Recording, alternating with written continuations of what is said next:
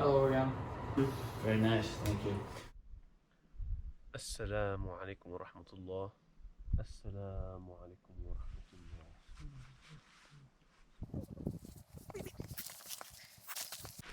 قم الله أكبر أشهد أن لا إله إلا الله محمد رسول الله حي على الصلاة وكانت صلاة وكانت الله أكبر لا إله إلا الله قد لا إله إلا الله. صلاة العصر ركعتين. الله أكبر.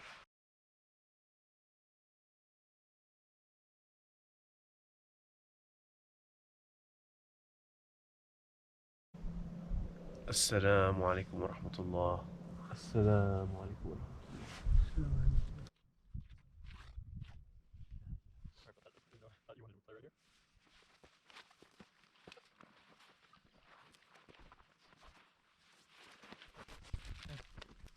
Scenic view became a destination. Yeah. The journey is the destination. Adam, now we do your Superman dive. Yeah. Not today. Not today.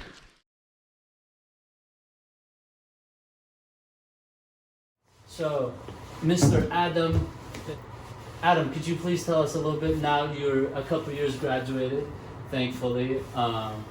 Could you reflect on Bio-E going into it and now where you stand? Assalamu alaikum. How's it going, guys? Salam. Yeah. Relative? So I went into engineering because of what Hashim said, right? Is where engineers basically solve a novel problem that doesn't have a solution yet, right? And so I went specifically into medical devices because bioengineering is a very broad subject. You could do pharmaceuticals, you could do tissue engineering, or you could do medical devices, which is more mechanical, right? I work as a design quality engineer for a medical device company that creates IV lines and components and infusion pumps, and I've learned a lot. And also to Hashim's point, maybe you don't really use a lot that you learn in your degree, but you do keep those skills. But also your degree does give you a good foundation to build your knowledge from. It makes you qualified to get that job, right? Be doctor is mainly because I think there's a disconnect between engineering and what engineering solves per se, right? So for example, medical devices, we have engineers behind a desk. Maybe they're not really seeing how those medical devices are, impacting, patients, or they're working with patients, right? And so, I like that human connection, and as a physician, I think, having that experience with patients, seeing how they're needed and how medical devices also work with them, that will give me a better perspective of creating a better medical device, right, using my engineering knowledge. I think it's a little bit simplistic to summarize my goals. I definitely want to use my engineering, knowledge and expertise, especially from industry, to also do what Hashim wants to do, where, create the next medical devices or the next solution to improve patient delivery and patient care delivery and stuff. Beautiful. So you see the disconnect between and from your educational perspective, you see a disconnect in an engineer and their work at their workstation, and the disconnect with that and their practical work in an applicable setting. And you'd like to solve that in the medical field? Yeah, I mean, there's clinical engineers, right? There's engineers that go into clinical settings and see how things works and stuff. And that's why I said it's kind of simplistic to summarize everything in that little scope of what I said. Yeah, I actually was completely unaware. Yeah, There's just a clinical engineer. Yeah, and then there's also, we have different teams, right? We have the marketing department, we have the clinical department, which all come together when we're designing a new medical device to see how it'll interact. But I think there are some, medical devices, it's a business, right? So sometimes you won't get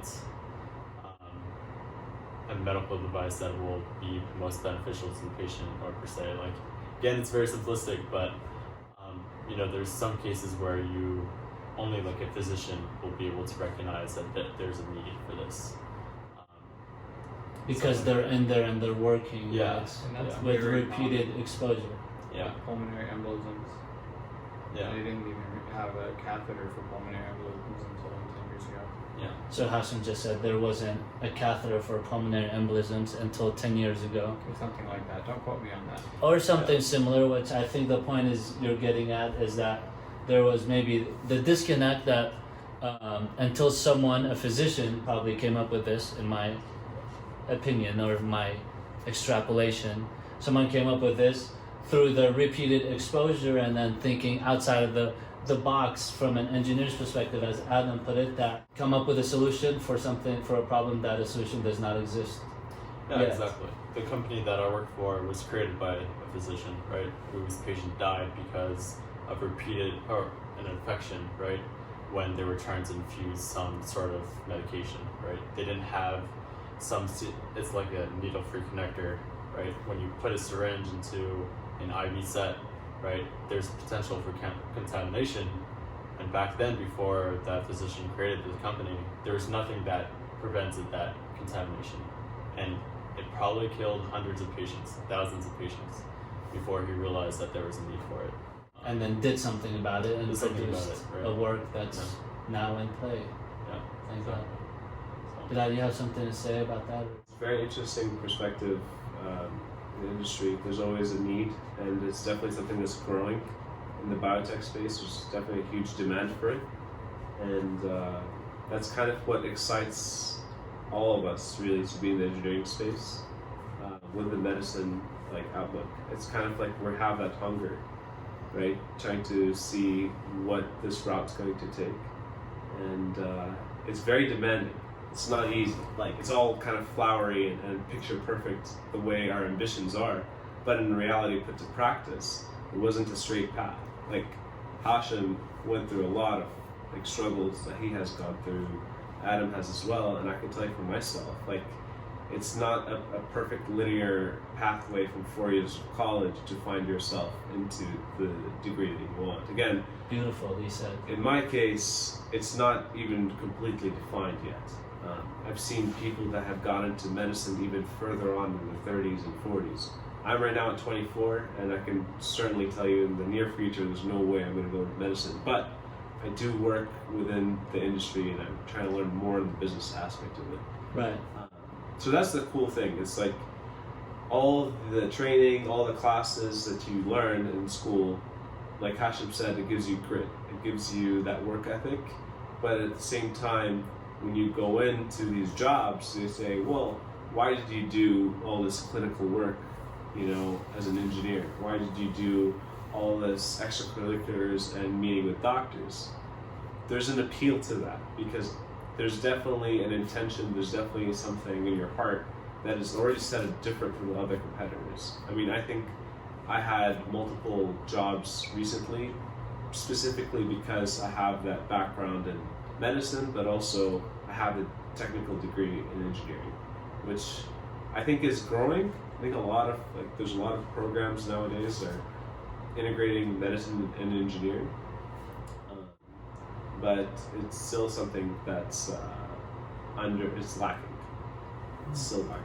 Agreed. So And I think you bring up a beautiful point, an excellent point, which you don't know it until you go through it, or at least personally speaking, from my experience, is that I've always been a dreamer. I've had a lot of big dreams all my life, and I've dreamt big, and under the big umbrella of I want to help people, of the reason of getting into medicine. So I want to help people could take many forms, and I've dreamed a big amount of what that could take shape, how that could take shape, but I didn't know what the state of the world was until I got into the field, and until I got into some sort of experience, working a job, which started from volunteering, shadowing, getting into these different hospitals, these different free clinics, these different private practice clinics, but seeing what the community health looks like, what the community looks like, what each individual patient looks like, what the most common struggles are. For me personally, that was something that was really eye-opening because I wanted to do A, B, C, fix the world, and I still want to do it, but I think from now until then, there may be like 100 steps. And those are not small steps. I'm saying like significant milestones in life, like one of them being getting an MD, and which is a multiple step journey in its own. But what I'm trying to say is, for me, the field experience has tied the connections, has made more of a connection of giving me a vision of tying my dreams into a future reality, God willing. Yeah, God willing. And there's no such thing as a bad experience. Every experience, there's something to be learned from. And I think that empowers your future decisions. So, power to you. Thank you. So, with more power to us, I'd like to talk about something that we've had to power through. This is a topic maybe, personally it's uncomfortable for me to think about, but I think,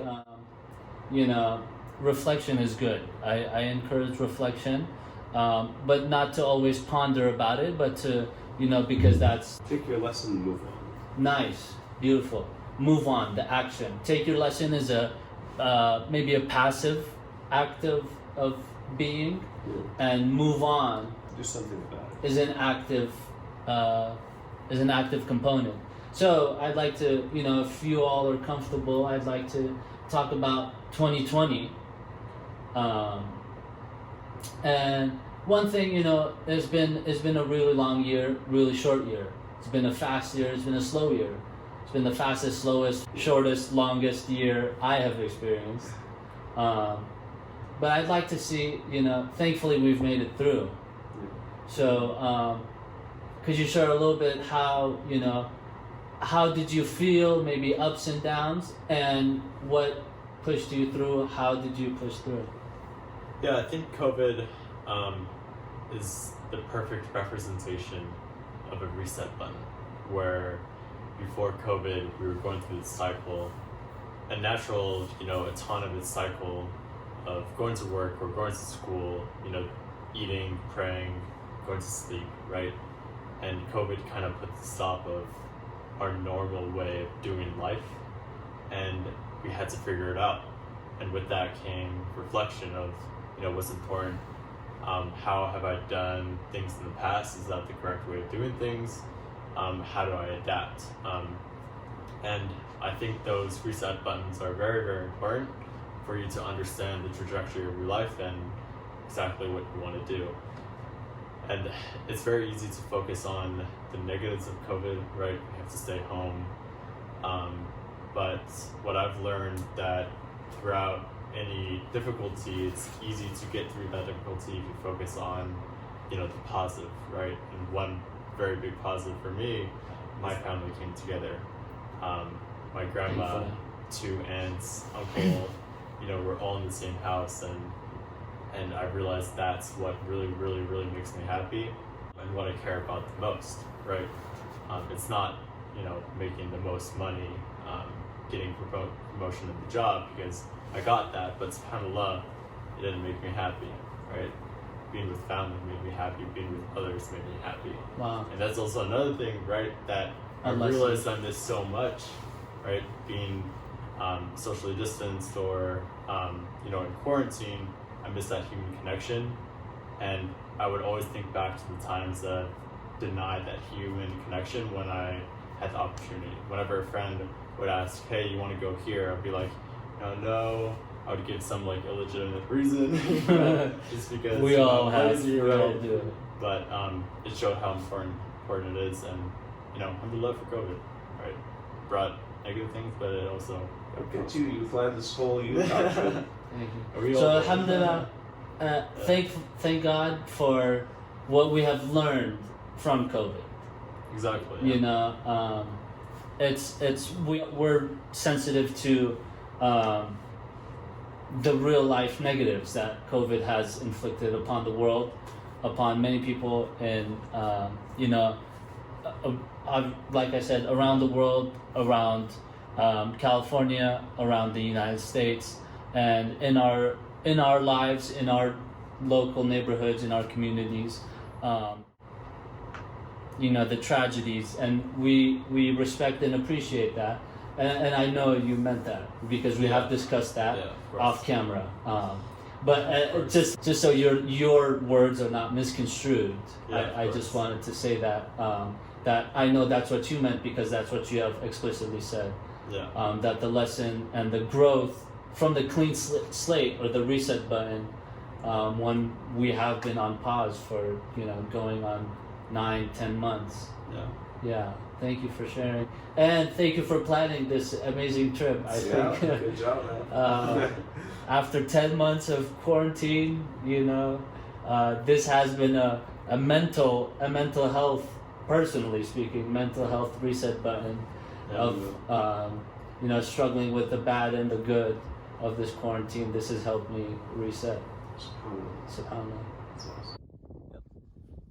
Peace, everyone. Thank you so much for coming. Thank you for tuning in. I appreciate you. I'm Ahmed Ismail, or Ahmed Ismail. However you found me, however you found it, I appreciate you, and I hope you have half as much fun as I do making this for you. Thank you.